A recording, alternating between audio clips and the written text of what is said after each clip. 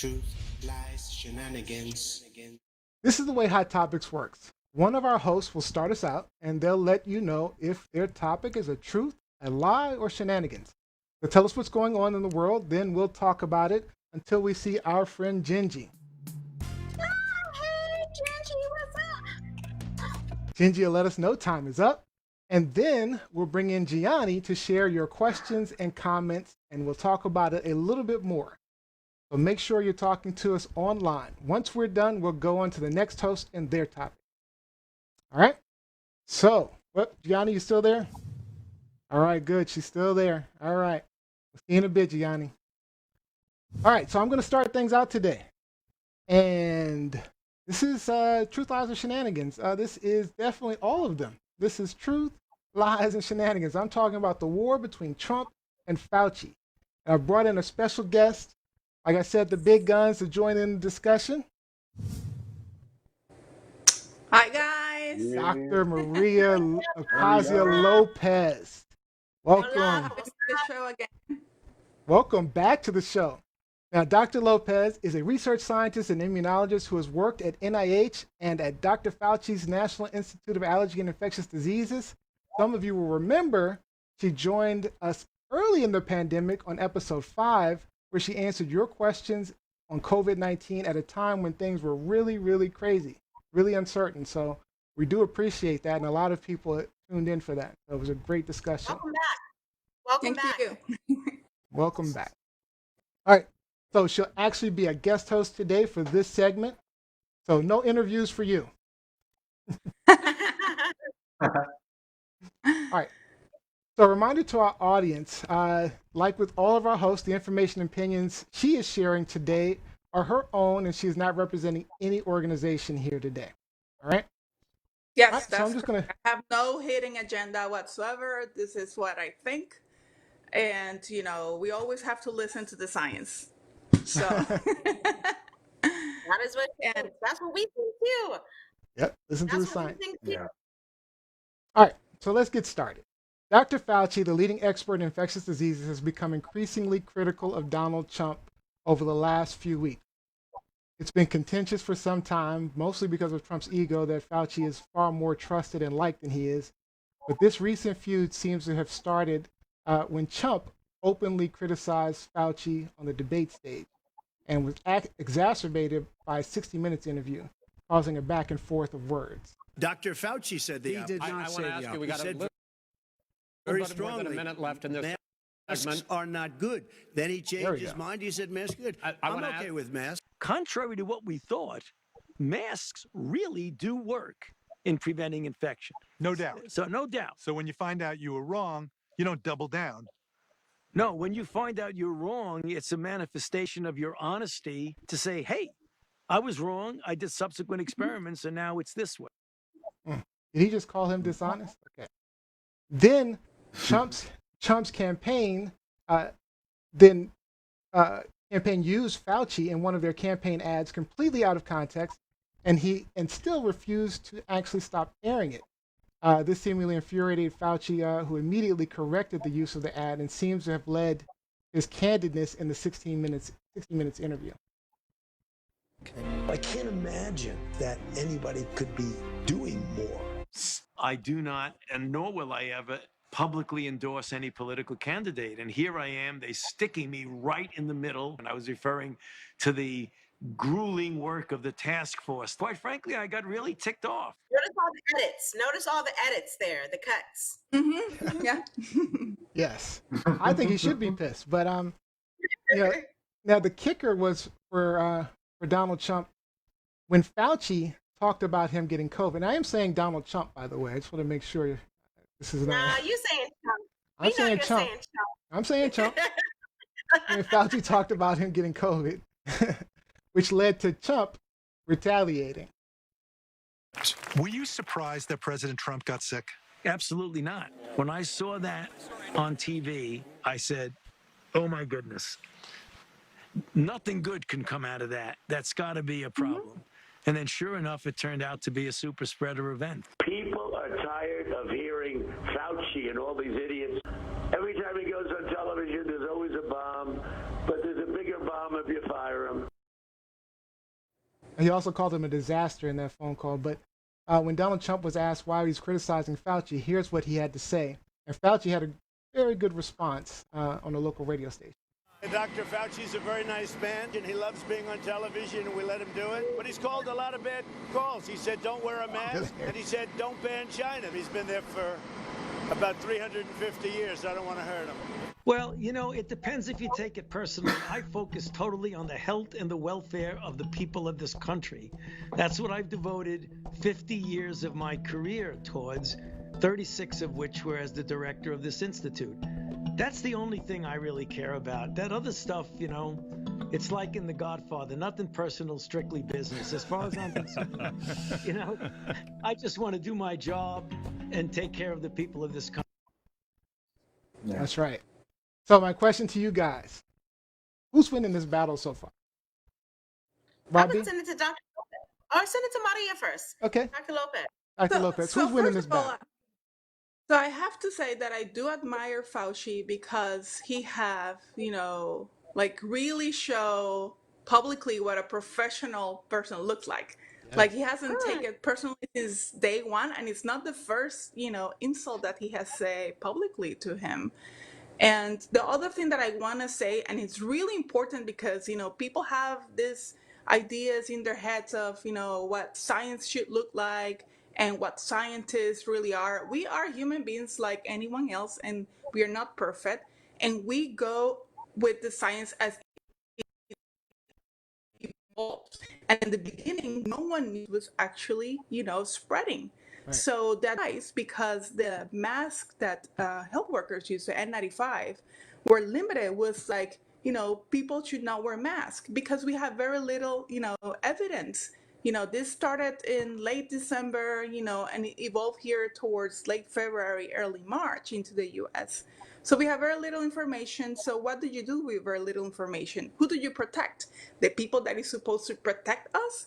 You know, or the rest. So they went with no wearing masks because they had no evidence of it. And as soon as they started seeing evidence that masks were actually working, they switched and people were pissed. I was like, oh, now they're changing their minds. I was like, well, science works like that. You know, you go as you see changes in the data. You know, it's not like, you know, and there's many examples of it, you know, in the literature, in different aspects of science, of how things have evolved and how things have changed. So we cannot stick with what we saw, you know, in January and February because we are almost in November and things have changed rapidly. And you also have to think like most of the time we are thinking on our feet because this whole situation is evolving, you know, every single day, every single minute as we speak. So, you know, I do admire how, yeah. Who do you have winning the battle? Fauci, for sure. Yeah. Yes. I mean, Fauci hasn't tested positive yet. So, of course, he's winning. You're right. that he wins the battle just there. Yep.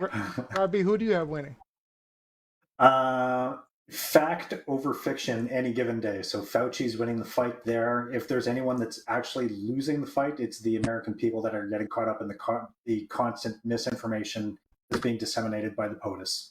Great point. I agree. I agree.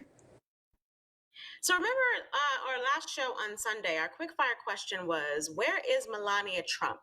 And then we talked about how she actually made an appearance, made a statement saying that she was getting better, but she acknowledged that Barron, their son, also had tested positive at one point.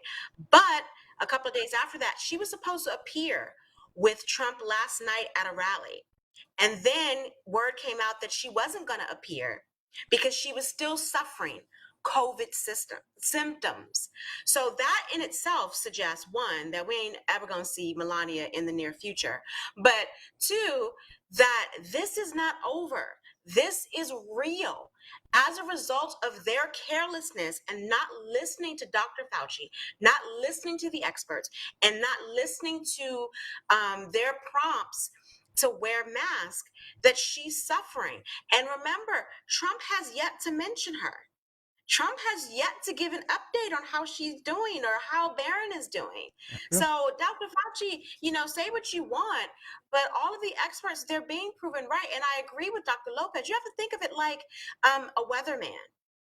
The weather is constantly changing, whereas the viewers expect the weathermen and women to be experts and to have it down to an exact science. A constantly moving virus, a constantly moving storm is no exact science. You have to go with it as it moves. And that is how this is working.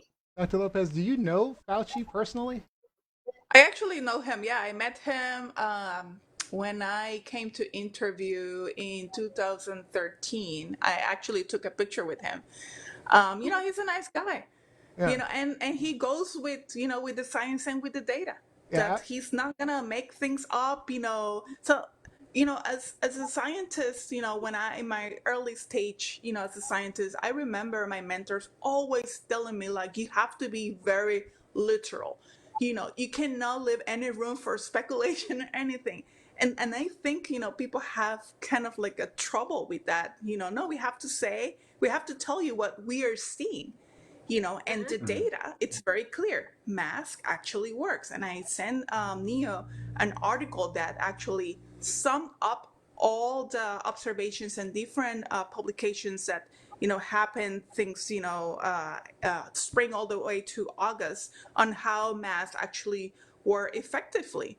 And the first example that we saw here in U.S. territory was when we saw these two hairstylists in Missouri that came down positive in June with COVID-19. And yes, they passed it on to their family because, in their household, obviously you're, breathing the air and you're sharing. They actually didn't infect it. They went to work infected without knowing it. And they didn't infect none of their customers just because they were wearing double face masks. And when the customers were tested, they came back negative. And another example of it is like Black Lives Matter protest. We saw very little no spike, in COVID-19 cases in the bigger cities, because if you saw, people were wearing their masks. Yes, so they reduced the social distancing, but still they were wearing their mask. And it's then they true compared. though. It's true that the masks are more to protect others than it is to protect yourself, right? Yes, but if everyone wears it, then everyone is protected. So it's kind of like, when in a population where you have 70 to 80% of the people vaccinated against a particular, agent, then it's like you're protecting the people that are not vaccinated. The reason I'm So asking, masks work in kind of like the same scenario. You wear it, I wear it, then we're protecting each other, The reason I'm asking, because there's like all these, people who walk into all the businesses. We saw a Starbucks lady talking about F Black Lives Matter and stuff like that. You can see our Facebook page to see that video. But there's these people who walk in who are putting others at risk. So if, for example, they walk in and they say, "Hey, even if I'm wearing a mask, if the other person's not, they're putting me at risk." Yep. Right? So masks work in at least three different ways. So the first one is that you're protecting others. So you're protecting transmitting the virus if you are actually carrying it. You are protecting yourself, from getting it, but also you're reducing, like if you ever get it by wearing face masks, you're actually reducing the severity of the disease. And in the article that I sent you, Neil, there's all these references to all of these articles with all of this data. It's actually pretty clear. So wear a mask. So the mask also works, like, for example, it protects you from touching your face, because if you touch your face, you're wearing your mask. So you're actually not inoculating yourself. And this is thinking that you're wearing your mask properly, not covering your mouth, but your nose. It's really, really important that you cover your nose. I think what happens is a lot of people aren't aware of the liquids, of the secretions that they emit from their bodies on a regular basis. They don't understand, like I'm talking right now and I can see like liquid coming from my mouth onto my computer screen. I was feeling it. I was feeling it, Lizzie. Because it would have been much stronger than that. But they don't understand like what comes out of their nose, not intentionally, but what comes out of their nose, what comes out of their mouth throughout the day. And like, Dr. Lopez said, like Neo said, if you have a mask on, that prevents that from getting onto other people. But most don't understand that. They think it's just like, something that that the government is trying to do intentionally to, put down their rights, to, quarantine their rights, if you will, pun intended with the quarantine. But yeah, wear your mask, wear it. It's so non-invasive. Just wear the mask. Now, when we brought you on last time, we talked a little bit about herd immunity, right? And that's something Yes. that Trump has been touting. Well, he's not officially touting it, but the thing is, in the early days of the pandemic, no one had any idea like how to treat this thing, how it spread, and things like that. But Yeah. the whole idea was to get to a point where we could, have treatments, where we could understand, like, like for example, when we have what's that? Have covalent? What is it? Covalent? I forget. Convalescence plasma. Yeah, convalescent plasma, right? So that's a treatment that didn't exist, but you can't even have that unless you have people who've been treated and survived COVID, And Correct. so, Very limited. I mean, it's really frustrating that we have such a horrible leader who couldn't keep the deaths low long enough to get to this point where we have treatments where, like, a 70-year-old, 75-year-old man like Trump survives and, gets over it in a week. It took a while to get to that point. Did he really though? We don't know that. We don't know what he got. Anyway, I am so through with Trump right now. This freaking battle between Trump and Fauci is ridiculous. I It agree. just No, so- further, it Wow. really reinforces the fact that Donald Trump has shown a complete ignorance of the scientific method and how it works. There's no bad science. There's the science of the day, and it gets refined as new data becomes available. It may invalidate findings that you had initially, like, no, the masks aren't that important. Yes, he did say it at the beginning, and then the data was produced that clearly demonstrated that the masks were a benefit. But Trump has shown that type of willful ignorance time and time again throughout his administration. And unfortunately, it speaks to a lot of his supporters who just follow him blindly. I don't need to understand that. It just works. Or no, you can't tell me. You can't tell me what to do. It really plays into his voter base. What's worrisome too is the fact that this is actually leading to people overall in the states to mistrust science, and that relationship that exists, it already was there. Some people do not trust science or vaccination or cancer treatments or etc. And I think now he put it in in a situation that getting back to where we were is going to be really, really hard. Especially when you do vaccines, because I mean, so do you deal with vaccines at all? I don't. You don't personally. But you know people who are developing vaccines and things like that. Yeah. So I mean, do we know if the vaccines are going to be safe if it goes through all the trials? Well, that's the whole idea of the trials. Is not to only test safety first, but also efficacy. But in order to be approved, any of them, you have to see at least 50% protection in order to the FDA grants the emergency use authorization. But there's another thing that needs to be taken into consideration about vaccines. People think, when they hear vaccines, that it's a perfect be all end all. And that if you get the vaccine, that no one can be allergic, that no one is going to have an adverse reaction, that it's just going to be, everything's going to be hunky dory and we're going to move on. That's not the case with any medication. With any medication. Right. There are people that are allergic to aspirin, that are allergic to penicillin. Like, it's not a foolproof system. It's a system that would cover, if it's effective, would cover the majority. But yes, there's still going to be people that it is ineffective for or to, and people who can't take it. But we're talking about the majority here. Like, you just don't throw a vaccine in the trash because it is good for 90% of the population, but 10% can't take it. Well, that's not how things work. Yeah. That's not how things work. Vaccines only to help reduce the death rate. I mean, like, for example, back when Dr. Lopez was on here, that was April, I think, April 19th, I think it was, or somewhere around there. And at that time, I think the death rate was about what is it, 6% or something like that. But again, that was prior to treatments, of course, testing. So there wasn't widespread testing at the time. But now it's still at about a 0.5%, 0.67, something around there, which is still higher than the flu, 5, 6 times higher than the flu. So it's just a matter of the vaccines, the treatments, and everything else are all just part of, getting to a point where we can survive and live with this illness. Eventually, we'll get to the point where it'll be like the flu. We'll get a point where it'll be. Am I right, Dr. Lopez? At some point, we could get to where it's close to the flu in terms. I'm just talking death rate. Yeah. Because at some point we'll have enough treatments, enough vaccine, enough. Well, assuming the vaccines work. Well, it's funny that we're discussing the vaccines. Funny, not funny, because just prior to the show, the press was reporting on Big Pharma AstraZeneca.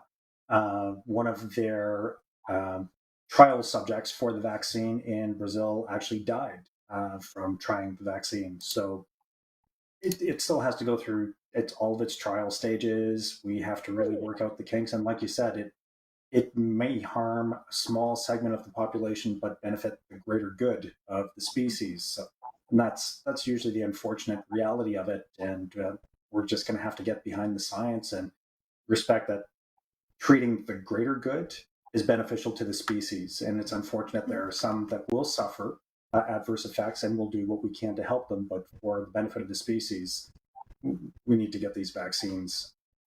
And okay. That's how science and medicine works. Like, people, it's a harsh reality, but that's how life works. That's how medicine works. There's nothing that is 100% foolproof. Nothing. Yeah. Nothing. Before Gingy comes in, I want to go ahead and bring Gianni in. I see some great questions online. Hey, Gianni, what you got for us? Okay, Neo, we have some comments here. For Dr. Lopez, Rebecca asks, your rough guess, how many years until we get back to normal? No mask, no social distancing, etc. Just a guess. Just a guess. Maybe 2022. Without social distancing and stuff? 20, Dr. yes, Lopez, because you have to you were imagine saying that we need the vaccine first, right? So in order for people to feel that type of protection and start going out, and it's going to be in waves. Not everyone's going to get it at once. Like health workers, essential employees, daycare people, and kids might get it first, and then the rest. So you're talking herd immunity. That's basically herd immunity. Go ahead. Dr. Lopez, I thought you were saying 22 years. I thought she was too. She wasn't? 2022. Oh, by the year 2022. By the year 2022. Yeah. 22 Yeah. years from now. All right. Any other comments, Johnny? Yes, there was another comment from Mike Wolf. He said, people are not aware of the liquids and secretions coming out of their bodies, Mr. Tubin. Oh my. For those that don't know what happened with Tubin, you need to stay for the rest of the hot topics. That's why I had a laughing fit earlier, because I saw that comment and I'm like, oh, snap. For the last comment, we have Mike Winter. He said, protesters are wearing masks. MAGA rally attendees are not. Rest in peace, Herman Cain. True.